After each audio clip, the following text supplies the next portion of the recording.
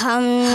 اگر جو نام لیں احمد رضا کا۔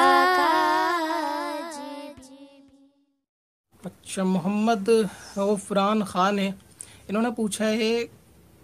کہ جیسے کہ نعت وغیرہ جب ہم پڑھتے ہیں تو لوگ حضور علیہ السلام کے بارے میں تم یا تو جیسے الفاظوں کو استعمال کرتے ہیں، یعنی وہ الفاظ ادب والے نہیں ہیں، اس کا کیا حکم ہے اور کیا اس میں کوئی گناہ ہوتا ہے، ادب خلاف ہوگا یا نہیں جب نعت شریف پڑھیں؟ اور میں آپ کو جنرل سی سیدھی سی بات بتاتا ہوں، تو اور تم جو نعت پاک کے اندر استعمال کرتے ہیں، جو ایک لفظ ہوتا ہے تو کا یا تم کا، یہ سبھی لوگ جانتے ہیں جو تھوڑی بہت بھی گرامر پڑھے ہوئے ہوں گے، چاہے وہ ہندی کے اعتبار سے ہوں یا انگلش کے اعتبار سے ہوں، کہ یہ ایک ایسا ورڈ ہے جو سنگل پرسن کے لیے، یعنی ایک وچن کے لیے آپ اسے کہہ سکتے ہیں، واحد کے لیے استعمال ہوتا ہے تو یا تم۔ اسی طریقے سے بہو وچن کے لیے یا ایک سے زائد کے لیے، جمع کے لیے استعمال ہونے والے ہوتے ہیں تم یا آپ۔ لیکن آپ دیکھیں گے کہ کبھی کبھی ایسا ہوتا ہے کہ بہو وچن والے جو الفاظ ہوتے ہیں یعنی جمع والے، وہ بہو وچن ہونے کے باوجود بھی سنگل وچن کے اوپر اپلائی ہو جاتے ہیں۔ مثال کے طور پہ جیسے انگلش میں آپ لیں گے یو، تو یہ یو جو ہے نا بہت سارے لوگوں کے لیے بھی استعمال ہوتا ہے، اور یعنی بہو وچن میں بھی استعمال ہوتا ہے اور سنگل کے لیے بھی ہو سکتا ہے۔ ہندی میں اگر آپ تم لیں گے، یعنی تو اور تم یا تو اور آپ، تو یہ آپ اور تم ایک وچن بہو وچن دونوں کے لیے استعمال جو ہے وہ کیا جاتا ہے اور کیا جا سکتا ہے، یعنی تم سب یا آپ سب اس طریقے کے لیے ہوتا ہے۔ تو سیم پروسیس یہ ایک وچن کے لیے بھی ہے کہ ایک وچن کے جو الفاظ ہوتے ہیں نا، کہ تو اور تم، یعنی جس کو آپ بے ادبی تصور کر رہے ہیں، اس کا جو دار و مدار ہوگا اس کے ادب یا بے ادبی کے لیے، اس کا دار و مدار دو چیزوں کے اوپر ہوگا۔ سب سے پہلے تو یہ کہ جب یہ لفظ بولا جائے گا تو اس کے اندر توہین اور عزت کب پائی جائے گی، اس کے باقی کے الفاظ بتائیں گے جو اس کے ساتھ مکس ہیں،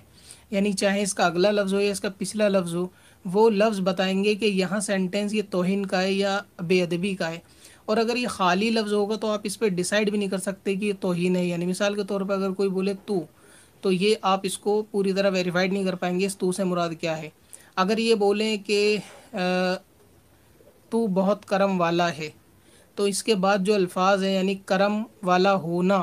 اس تو کے ساتھ یہ مل کر یہ بتا رہے ہیں کہ یہاں پر جو ہے وہ تعظیم مراد ہے، توہین مراد نہیں ہے۔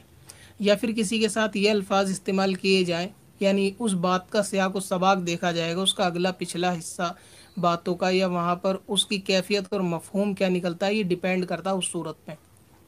اگر کوئی کہے کہ تیری بارگاہ بہت بلند ہے، تو ظاہر سی بات ہے کہ یہاں بارگاہ بلند کرنا ایک کسی کی ریسپیکٹ دینا ہے، اس کا مان سمان بڑھانا ہے، تو یہاں پہ تیری کا لفظ جو ہے وہ توہین کے زمرے میں نہیں آئے گا۔ اور اگر کوئی سامنے والا کسی کو مخاطب کرتے ہوئے یہ کہتا ہے کہ تیری اوقات کیا ہے، تو ایسی صورت میں یہاں پہ تیری کا لفظ کیونکہ اوقات کے ساتھ آیا ہے، تو یہاں پہ بالکل سینٹنس کے حساب سے معلوم چلے گا کہ یہاں پہ توہین مراد ہے۔ تو کسی بھی لفظ کو بولتے وقت کہ اگر کوئی تو یا تم بول رہا ہے، تو ایسی صورت میں اس کے آگے پیچھے کے الفاظ کیا ہیں اس سے بالکل صاف ہو جاتا ہے، بنا کسی یعنی جانچ کرے بغیر کہ بندے کا وہاں پر معافی ضمیر کیا ہے، تو اس سے بالکل کلیئر ہو جائے گا کہ بندہ توہین کر رہا ہے یا ادب کر رہا ہے۔ یہ پہلی چیز ہے کہ کسی بھی لفظ کو اگر تو کے ساتھ آپ کمپیئر کریں گے تو اس لفظ کے آگے پیچھے کا اور لفظ بھی دیکھنے پڑیں گے، جس سے پورے سینٹینس سے یہ چیز یا ظاہر ہوگی کہ بندے نے توہین کری ہے یا نہیں۔ دوسری چیز یہ ہوگی کہ بعض الفاظ ایسے ہوتے ہیں کہ جو ہمارے عرف میں جاری ہوتے ہیں اور وہاں اس سے مراد توہین نہیں لیا جاتا۔ اس کی ایک مثال سمجھیں، بہت سے ابھی گاؤں دیہات کے اندر ایسی زبان چلتی ہے کہ جہاں پر ایگزامپل کے طور پہ اگر کوئی بیٹا اپنی ماں سے کہتا ہے کہ ماں تو میرے ساتھ چل، میں تیرا علاج کراؤں گا شہر جا کے، تو اب یہ اپنی والدہ سے کہنا کہ ماں تو میرے ساتھ چل، میں تیرا علاج کراؤں گا، اب یہ تو اور تیرا یہاں پر توہین کے زمرے میں نہیں لیا جائے گا، نہ ہی اس بیٹے کو بے ادب کہا جائے گا، نہ ہی اس کو توہین کرنے والا، کیونکہ میں نے بتایا کہ بعض الفاظ جو ہے ہمارے عرف میں جاری ہوتے ہیں کہ جس سے توہین مراد نہیں لیا جاتا۔ تو اسی طرح ماں سے یہ کہنا کہ تو میرے ساتھ چل، میں تیرا علاج کراؤں گا،